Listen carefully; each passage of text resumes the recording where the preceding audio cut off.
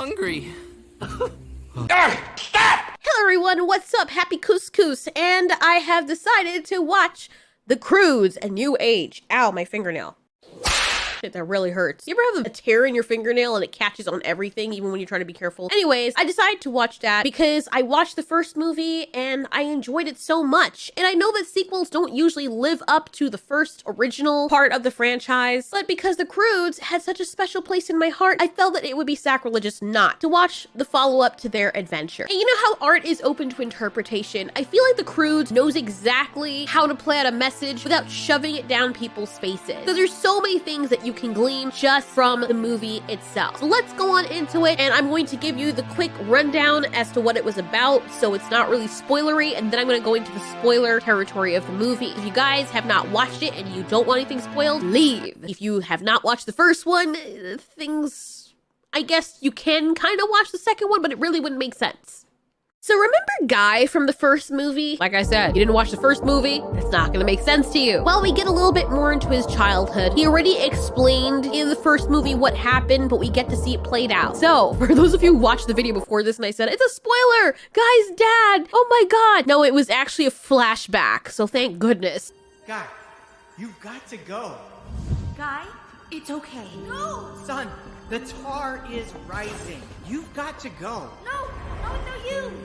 We get a little bit of POV from Guy's perspective right before he met Eep, his girlfriend. Eep continues telling the story about what happened, and man, I just love the visuals of this movie. If anything, even if you don't like the story, you've got to admit, the animation and visuals, even when she's telling the story, the 2D animation, it's just so beautiful. I can't get over it. I can't get over the world. She talks about how she felt. She doesn't understand the concept of falling in love yet, but she feels it, and they're just inseparable. Like, they started a little bit of that in the first movie, but in this one, you get to see what it's like. I know exactly what this is because I went through this phase all the time. Used to annoy the shit out of my father. Just a side note, you can fast forward this if you don't want to listen to it. But I remember one of my boyfriends, by the way, he was an asshole. He's the one that taught me to toughen up and not trust people so easily. But I fell so in love with him because I was so naive. And I thought, I wasn't thinking. I was not thinking. He came over to my house. My parents were there. We're hanging out. They know we like each other, but they don't know that we did the devil's tango. And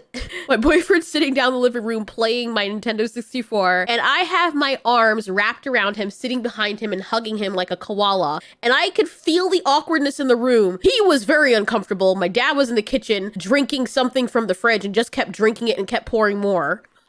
Now looking back at it, I feel so embarrassed because in my mind, I'm just like, I'm so in love. Meanwhile, my dad's shitting himself. But that's kind of what it reminded me of in here, because the entire segment of the intro is them just all up in each other like nothing else exists but them. So interesting. It's just a thing with humans. When you're ready to breed, the butterflies are there to make you fall in love with each other and breed. Until that happens, until you make a baby, that feeling is there. But then we kind of hijack it too. So if you don't make babies, you have to kind of keep it alive. It was cute and it was nauseating because I could imagine, like, really all the time. I also noticed they changed Douglas's color, or maybe he just grew his fur in or something. He looks more like Dino from the Flintstones. It must be annoying for the father to see his little girl snuggling all around some other dude that's not you, we're not him. I loved watching Chunky become part of the family. I loved watching all the other animals. You'll notice it in the Croods franchise. Animals are basically chimeras. They're a mixture of each other. And you get to see even more of them in the sequel, which is what's so amazing about it. This sequel did not disappoint. I feel like the last part was a bit more played out, or played out a little bit longer than it should have been. I feel like they could have wrapped that up a little bit better, but they had nothing to work with. But it was still an enjoyable adventure. What I'm gonna remember most though is the first one.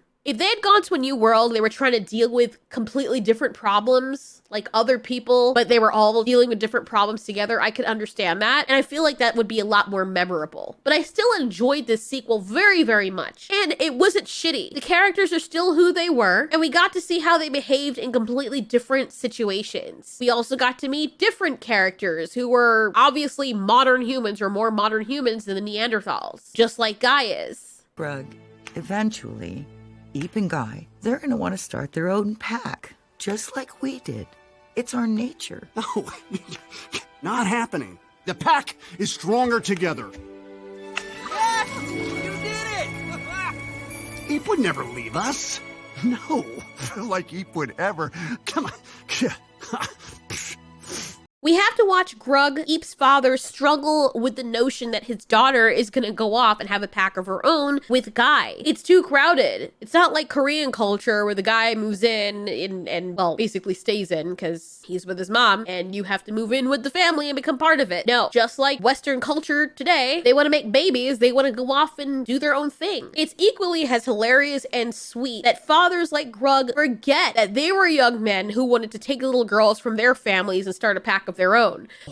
All that your private two-person house of tomorrow, whispering, kissing, butter, babble, brooking. What the heck is that? When it's their little girl, the notion, no, that would never happen. That's not happening. Like, not my girl. I can take someone else's girl, but my girl's not going anywhere. I'm gonna kill the man who tries to take her from me. That's naturally what happens. Suck. Every other guy is gonna be you.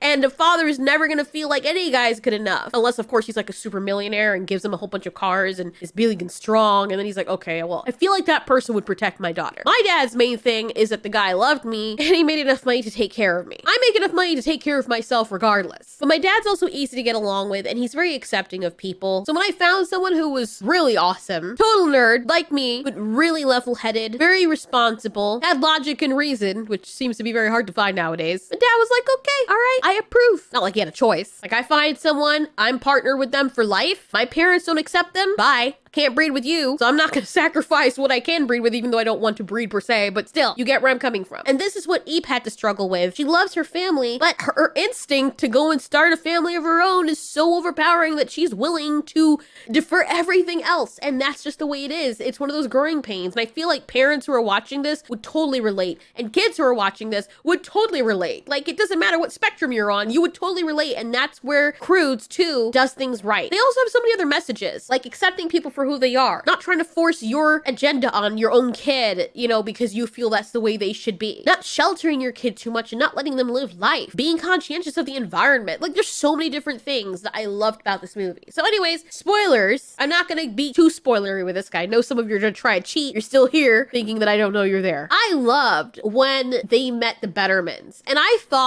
for some reason thought that the Bettermans were Guy's parents, and I was expecting that when they were meeting them for the first time that he was gonna be like, Mom, Dad, but no, of course not. They're the neighbors. I know why they chose for them to be the neighbors. First of all, Guy's parents are dead. They didn't want to retcon them, and I respect them for not doing that, because I was expecting like, oh my god, yeah, these are his parents. See, we brought them back. No, I am so glad that this movie respected when characters are dead. That made this more endearing to me. And I guess also because these characters are insufferable and they didn't want us to start off hating his parents. They want him to breed with their daughter, which, you know, that's another thing. I feel bad. Like, even though the movie ended and Eep and Guy are still together and they love each other, Dawn is still alone.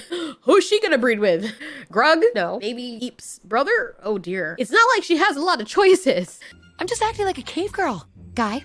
But I guess that's not good enough for you anymore. I never said that. Grug, let's take this moment. I do like the farm essence of it. You get to see how the modern humans lived, and you get to see how out of place the Neanderthals or the cavemen feel. The world is so beautiful. I didn't think the world could get more beautiful in the Croods, but in the Croods 2, you get to see another version of it because the Bettermans basically created this oasis. Go get it! No! I'm sorry. And you could tell that they're inventors, they're smart, particularly the guy, Bill. It's so beautiful. And seeing Eep there and seeing how they're used to living in a more organized setting, she's not used to it. So she tries to give Dawn a little bit of the adventure that's her normal life. I also like how when they showcase her toenails and just very detailed stuff like that, it shows that they're dirty and not like pedicured. I hate it when other cartoons or movies, they have these animated wild people that are out and they're never dirty, and you look at their fingernails and they're pristine, and we look at Eve's fingernails and they're dirty. You're like, wow, they paid attention to detail. They paid attention to their scars.